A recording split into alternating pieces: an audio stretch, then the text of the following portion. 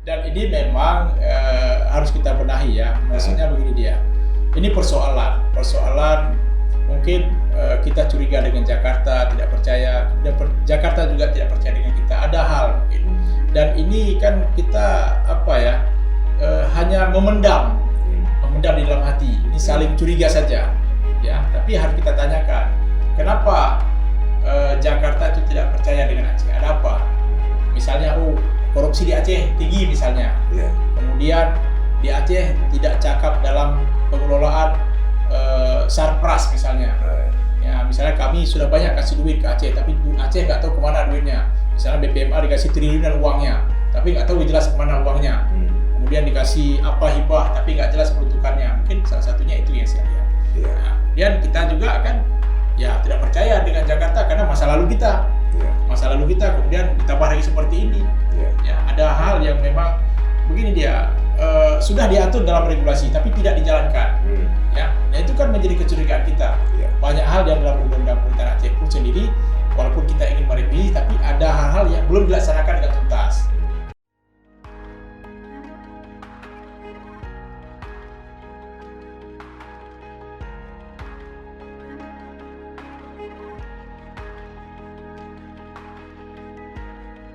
Assalamualaikum warahmatullahi wabarakatuh. Sahabat Sisi Lain, berbagai fakta, data, dan peristiwa terjadi. Media mainstream, bahkan media sosial, melihatnya dari satu sudut, tapi kami mengungkapnya dari sudut yang berbeda. Ikuti Sisi Lain di channel YouTube Saleh Abdullah. Assalamualaikum warahmatullahi wabarakatuh. Sahabat Sisi Lain, persoalan minyak dan gas bumi di Aceh kembali menjadi seksi. Ini sehubungan dengan ditemukan beberapa ladang gas yang mulai dieksplorasi atau dalam tahap survei. Apa sebenarnya yang terjadi di bumi Serami Mekah? Apakah semua potensi alam anugerah Allah Subhanahu wa taala itu menjadi manfaat dan syafaat bagi rakyat Aceh? Pengalaman 30 tahun yang lalu atau beberapa tahun yang lalu ditemukan gas di Arun LNG serta Exxon Mobil justru memberikan persoalan sehingga Aceh didera konflik selama 30 tahun lebih. Lantas apa langkah-langkah berikutnya? Dari catatan yang kami lakukan, salah satu lembaga yaitu Yayasan Advokasi Rakyat Aceh telah melakukan langkah-langkah advokasi terhadap pemberdayaan persoalan migas di Aceh. Apa tujuan dan strategi di balik semua ini? Kami telah mengundang Ketua Yayasan Advokasi Rakyat Aceh atau IARA. Ini ketua atau direktur? Ketua. Oh, ketua. Baik, assalamualaikum Pak Saparudin. Waalaikumsalam warahmatullahi Ya, wabarakatuh. namanya Pak Saparudin. Tadi saya lupa. Kita langsung aja. Dari catatan media tracking yang kami buat, IARA begitu intens melakukan advokasi terhadap regulasi masalah migas di Aceh. Kira-kira kalau boleh tahu tujuannya apa itu? Ya, jadi begini ya. Kalau bicara regulasi migas, itu semua perusahaan migas itu berkontrak dengan negara. Kalau dulu berkontraknya dengan SKK Migas.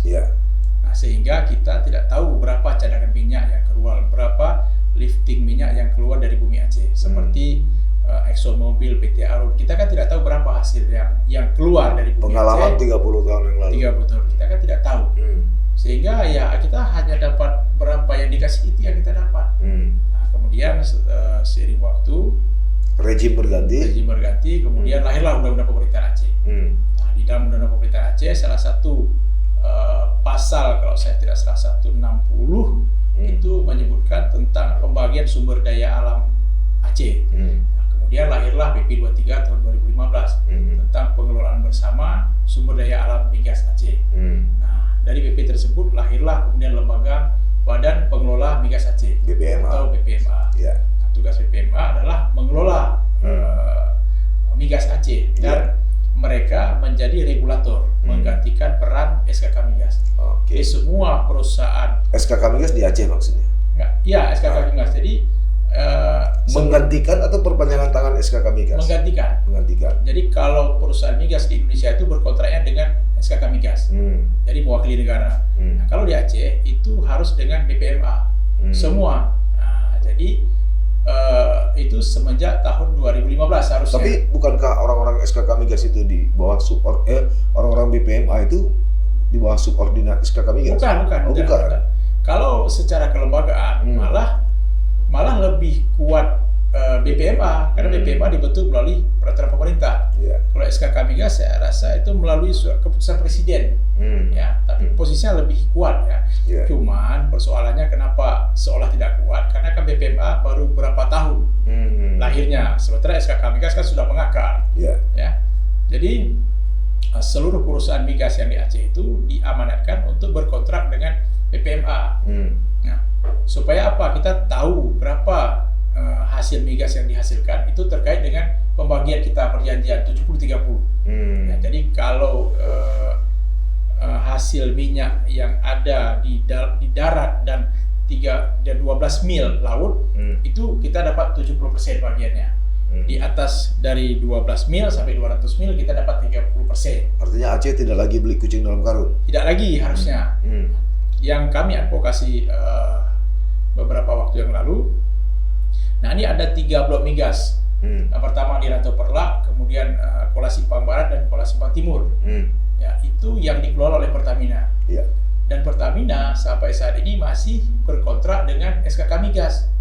Nah, ini kalau kita ambil secara regulasi, secara hukum, itu operasionalnya itu sudah tidak sah secara hukum. Karena apa? Harusnya mereka semenjak 2015, semenjak keluarnya PP 23, itu harus segera mengalihkan kontraknya ke BPMA. Nah, tapi sampai sekarang mereka tidak mengalihkan kontraknya ke BPMA. Mereka masih berkontrak dengan SKK Migas. Nah, itulah yang tempoh hari dengan Pak Asrijal Asnawi yang dari Tamiang, anggota DPR Tamiang, saya ajak beliau untuk kita gugat supaya blok ini dikembalikan ke Aceh. Ya, dari hasil advokasi, kalau tadi tujuan advokasi itu ya, bagaimana memberdayakan, mengadvokasi regulasi sehingga Aceh tidak merasa dirugikan dalam tanda petik dalam hal sumber daya migas ini. Nah, dari temuan advokasi yang dilakukan IARA, apa yang paling mendasar? Kan begini ya, kalau dari yang kami dapat, kami tanya-tanya ke kawan-kawan, ini kan terkait dengan pendapatan hasil. Ya. Nah, sekarang dari 3 blok tersebut berapa hasil yang kita dapat? Kalau di Aceh, Medco jelas. Medco kan karena lapornya ke BPMA. Nah, dia bisa catat berapa, misalnya tahun 2000 lifting gasnya berapa, minyak dan gasnya berapa. Jadi kan ada laporannya karena dicatat oleh BPMA. Nah, dari situ BPMA kan bisa langsung mengkalkulasikan berapa persentase. Jadi tahu kita. Nah, kalau yang dikelola oleh Pertamina kita tidak tahu.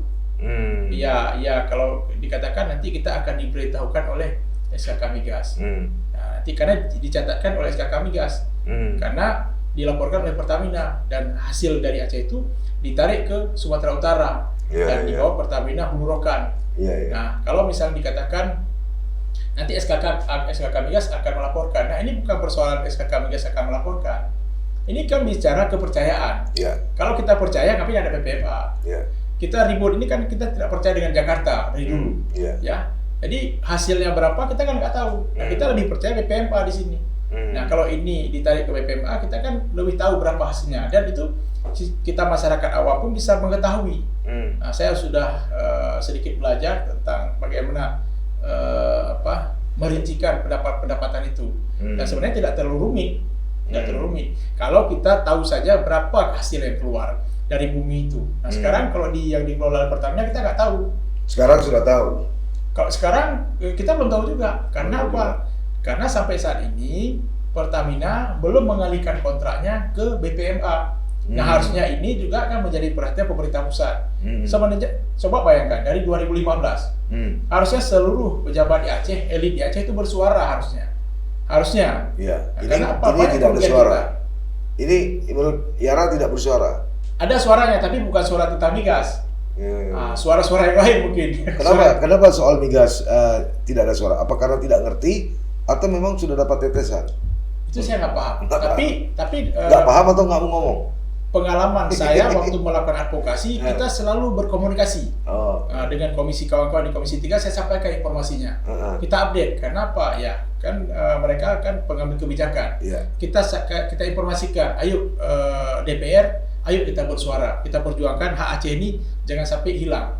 Jadi artinya advokasi HERA ini lebih kepada ingin mengetahui seberapa sebenarnya penghasilan yang didapat Aceh dari sebuah proses itu tadi ya.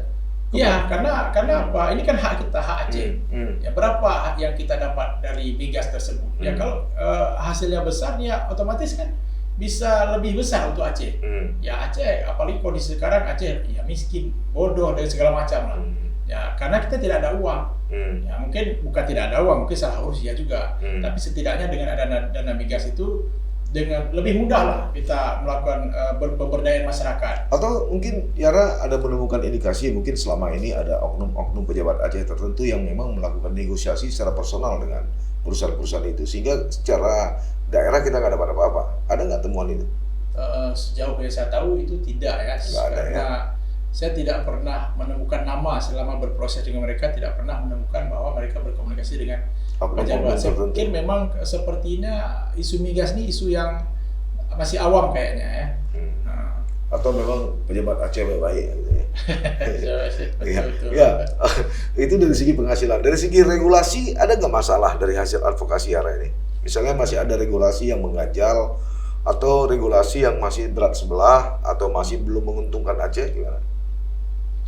Ya dari sisi regulasi memang sebenarnya kalau bicara kewenangan dengan ada PP 23 itu sudah sangat bagus ya, sudah sangat bagus. Cuman itu kan bicara tentang pengelolaan di hulu migas.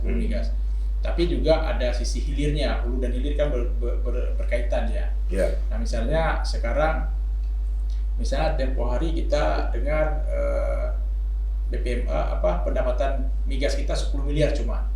Nah 10 kok bisa 10 miliar? Nah, kan saya kan tanya juga ke kawan-kawan, 10 miliar.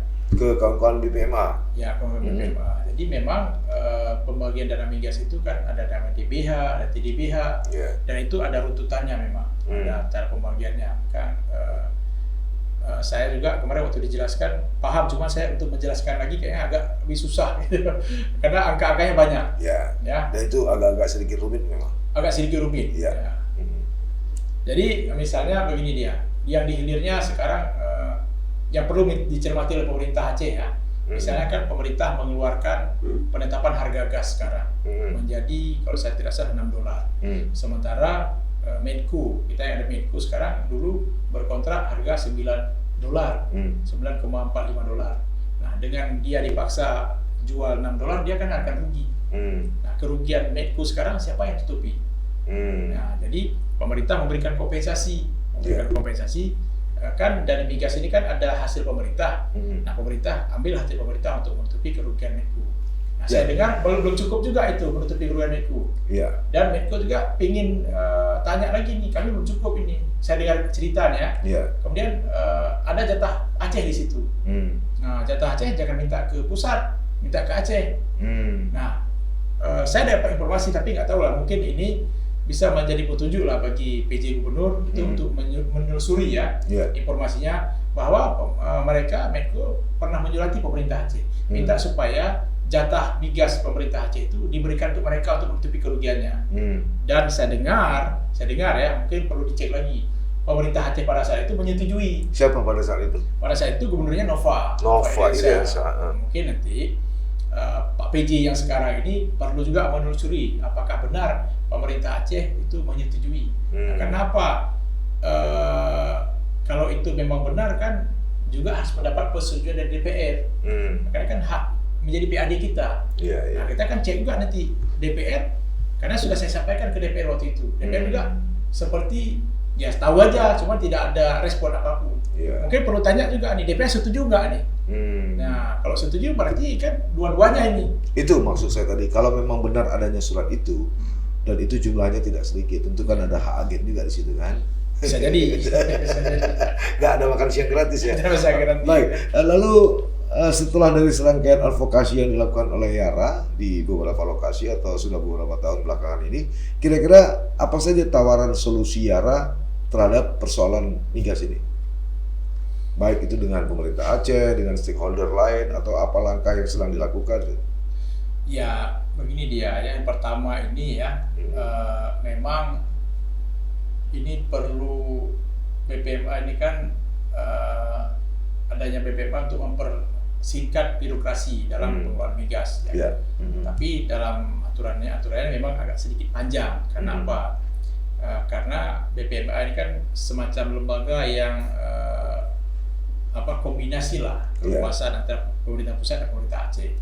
Nah, karena kepala BPMA sendiri pun diusulkan oleh pemerintah Aceh ke pemerintah pusat, walaupun SK-nya di kementerian, di menteri. Ya. Nah, jadi gimana tadi? Saya lupa pertanyaannya. Solusi yang harus dilakukan. Ya. Jadi pertama memang harus dilakukan penguatan lembaga dulu, lembaga BPMA. Nah, kalau sekarang saya lihat ini kelembagaannya kan agak misalnya begini, BPMA itu ada Komwas. Nah, Komwas juga tidak berjalan efektif.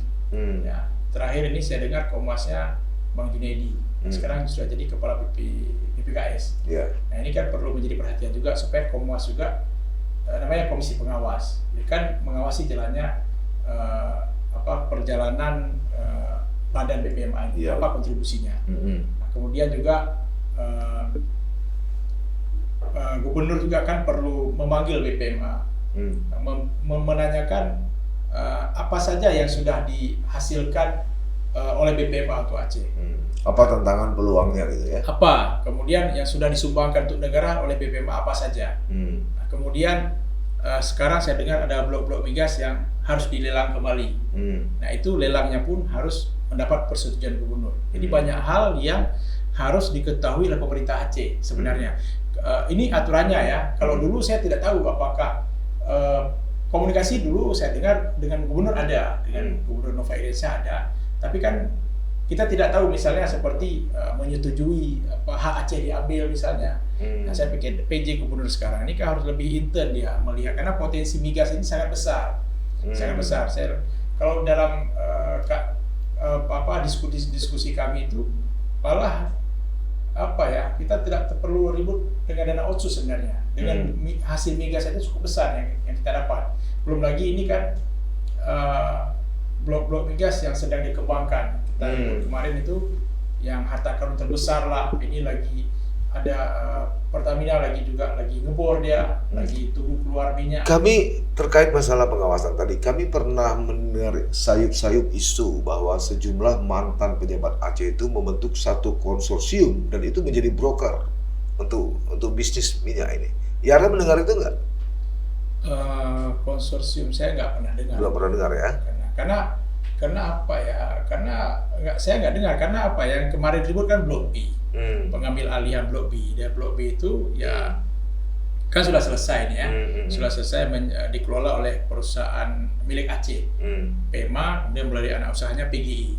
Ini kan sudah berjalan. Walaupun kita tidak tahu uangnya dari mana. Yang penting ini sudah berjalan, sudah masuk menjadi bagian milik Aceh. Ya, kami mendapat informasi yang masih kita uji kebenarannya. Mantan-mantan pejabat ini membuat satu yayasan, kemudian anak perusahaan-perusahaan ini, itulah yang mereka menjadi broker, sehingga informasi soal ini menjadi sangat tertutup.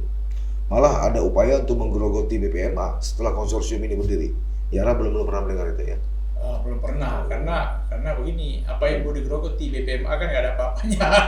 Uang mereka, gaji mereka aja nggak cukup kayaknya. Nggak, artinya ada skenario untuk menggantikan si A, memasukkan orang-orang mereka, itu maksud saya, bukan. Kalau itu saya belum dengar ya. Karena selama saya berkomunikasi dengan kawan-kawan BPMA, kita kan selalu berkomunikasi dalam tataran profesional, tidak bicara dalam politis, tidak. Ya, karena yang kita ingin tahu adalah kinerja saja yang ingin kita diskusi. Jadi bukan kapasitas untuk mengganti-ganti orang. Ini ganti orang, sebetulnya ganti orang. Kapan kita lihat hasilnya nanti? Oke, langkah jangka pendek yang sudah dilakukan oleh Yara terhadap advokasi ini apa aja? Yang baru kita lakukan kemarin kan upaya untuk mengembalikan blok migas yang dikelola oleh Pertamina itu Yang di Tamiang. Iya, di Tamiang, kemudian di Aceh Timur, itu kontraknya dari SKK Migas ke PPMR.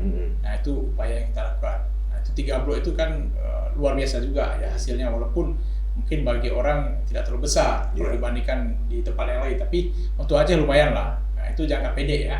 Sampai menggugat apa? Ya, itu kita gugat kemarin karena Siapa begini. presiden? Ya, menteri sebenarnya. Menteri, Cuman kalau kita gugat menteri kan harus melalui presiden, CQ-nya baru menteri. Supaya begini dia, karena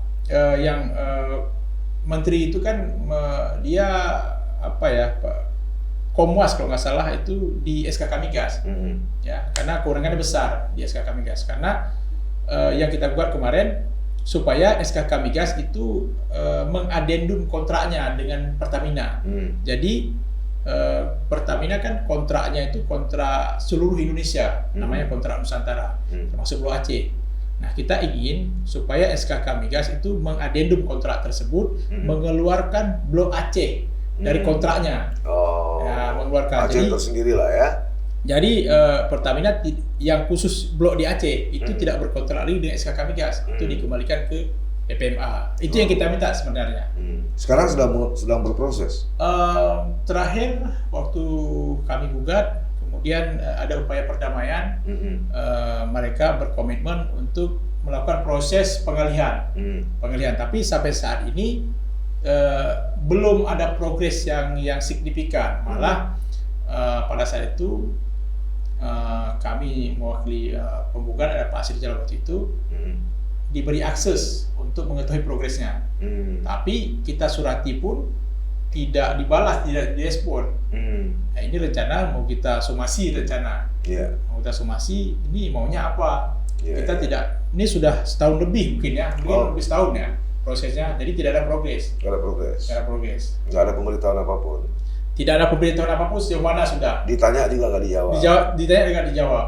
Jadi kalau udah sampai ke pengadilan nanti ditanya kenapa harus sampai gugat pengadilan. Ya padahal kita sudah tanya baik-baik tidak dijawab, kita surati tidak jawab. Jadi ya orang Aceh mau seperti apa? Jadi apakah harus diam terus dengan Jakarta? Nah, Nah, selain Yara sendiri, Yara sendiri ada nggak dapat dukungan misalnya dari berbagai pihak, baik di Parlemen Aceh, maupun pejabat-pejabat Aceh, di tokoh-tokoh Aceh di Jakarta terhadap perjuangan ini? Boleh kita sebut ini adalah perjuangan?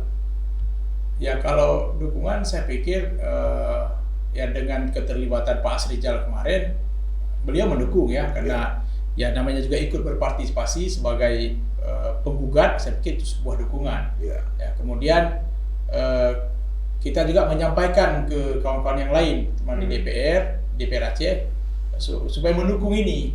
Cuman ya sudah mendengar, tapi ya kita cuma kampanyekan lah, kita sampaikan informasi ke semua pihak lah. Karena apa? Kan tidak mungkin saya mengemis. Karena ini kan bukan kepentingan pribadi saya. Ini kepentingan Aceh. Ayo, ini kepentingan Aceh, sama-sama kita perjuangkan. Ya harusnya kalau kita komit, ya DPR secara kelembagaan, pemerintah Aceh secara kelembagaan, itu kan berkomunikasi. Saya pikir tidak ada yang rumit itu sebenarnya. Kalau untuk sekedar mengembalikan blok itu tidak rumit. Nah sekarang misalnya Pak PJ Gubernur waktu menghadap Presiden kemarin menyampaikan, Pak Presiden, ini tolong ini hal yang kecil, tinggal disampaikan saja ke SKK Migas, ini kembalikan, sudah selesai. Ini bukan lagi, ini kan tataran politis sebenarnya. Nah, bukan lagi secara administrasi, sudah selesai itu. Nah, coba bayangkan, saya sebagai orang hukum ya, melihat sebuah pelanggaran hukum itu kan sebenarnya ya itu kan tidak bisa dibiarkan. Nah, proses kontrak Pertamina dengan SKK Migas ini yang di Aceh ini sebenarnya melanggar hukum, melanggar PP 23. Karena apa? Dalam PP itu sudah dijelaskan harus segera beralih ke BPMA, tapi sampai sekarang masih berkontrak dengan SKK Migas Pertamina. Dan ini sebenarnya ilegal sebenarnya, melanggar PP. Nah, tapi dan itu kan secara aturan melanggar PP, melanggar regulasi. Secara politis juga kan, secara keekonomian juga kan menghilangkan hak Aceh. Jadi saya sebagai orang hukum tidak bisa melihat hal seperti itu. Tapi secara politik kan kawan-kawan di pejabat di Aceh kan harusnya melihat juga. Ada wakil di Parlemen Pusat ya. Ada di Parlemen Pusat. DPR RI, DPRA gitu. Pokoknya tugas saya sudah menyampaikan informasi ke semua pihak. Tapi seperti pemerintah Kabupaten Aceh Utara, Aceh Timur, yang Tamiang yang lokasinya di sekitar itu juga kurang dejutnya tuh. Nah, itu saya nggak tahu kalau di daerah ya, karena kita kan tidak berkomunikasi dengan mereka ya. Gitu. Karena begini dia, ini kewenangannya kan kalau diatur kan pemerintah Aceh, provinsi mungkin ya. Kalau kabupaten kota kan tidak mereka hanya daerah penghasil saja. Saya tidak tahu korelasinya seperti apa, karena yang kita dalami sekarang kewenangan pemerintah Aceh. Ya. Terakhir, Pak Sabar, menurut Anda itu dalam soal pengelolaan migas di Aceh, Jakarta sudah cukup jujur? Kalau jujur saya pikir kan tidak perlu kita gugat kemarin. Tidak perlu kita gugat kemarin. Nggak, artinya menurut Anda belum jujur ya? Saya kira belum. Belum jujur ya? Belum jujur dengan Aceh gitu ya? Belum jujur. Jadi ya dalam pengelolaan migas saya belum. Karena memang belum jujur itu kenapa ya? Belum percaya, nggak tahu juga kita. Dan kita pun harus fair juga. Kadang-kadang ya kita juga dikasih juga, kadang-kadang kita juga di Aceh pun nggak jujur juga kadang-kadang. Jadi artinya kalau memang kita sepakat tidak jujur, apakah kejujuran ini kita nanti sesuai dengan lagu menanti kejujuran, atau kejujuran ini perlu kita kejar? Dan ini memang harus kita benahi ya. Maksudnya begini dia, ini persoalan mungkin kita curiga dengan Jakarta, tidak percaya, kemudian Jakarta juga tidak percaya dengan kita. Ada hal mungkin, dan ini kan kita hanya memendam di dalam hati. Ini saling curiga saja, ya. Tapi harus kita tanyakan, kenapa Jakarta itu tidak percaya dengan Aceh? Ada apa? Misalnya, korupsi di Aceh tinggi misalnya. Kemudian di Aceh tidak cakap dalam pengelolaan sarpras misalnya.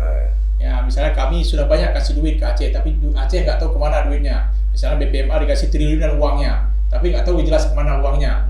Kemudian dikasih hibah, tapi nggak jelas peruntukannya. Mungkin salah satunya itu yang saya lihat. Nah, kemudian kita juga kan ya tidak percaya dengan Jakarta karena masa lalu kita. Masa lalu kita kemudian ditambah lagi seperti ini. Ya, ada hal yang memang begini dia sudah diatur dalam regulasi tapi tidak dijalankan. Nah itu kan menjadi kecurigaan kita. Banyak hal yang dalam undang-undang pemerintahan Aceh pun sendiri, walaupun kita ingin merevisi, tapi ada hal-hal yang belum dilaksanakan dengan tuntas. Nah itu kan menjadi catatan juga sebenarnya. Baik, terima kasih Pak Sabar. Baik. Sahabat Sisi Lain, itu tadi perbincangan kami mengenai tata kelola migas di Aceh yang sampai saat hari ini belum juga tuntas. Saling percaya, tidak curiga, memang menjadi kata kunci. Lantas seperti apa masa depan pengelolaan migas di Aceh? Tentu hanya waktu yang bisa menjawabnya. Sampai bertemu. Assalamualaikum warahmatullahi wabarakatuh. Waalaikumsalam.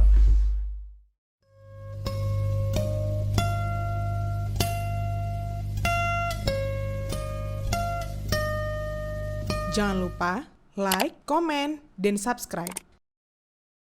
Serta aktifkan lonceng notifikasi.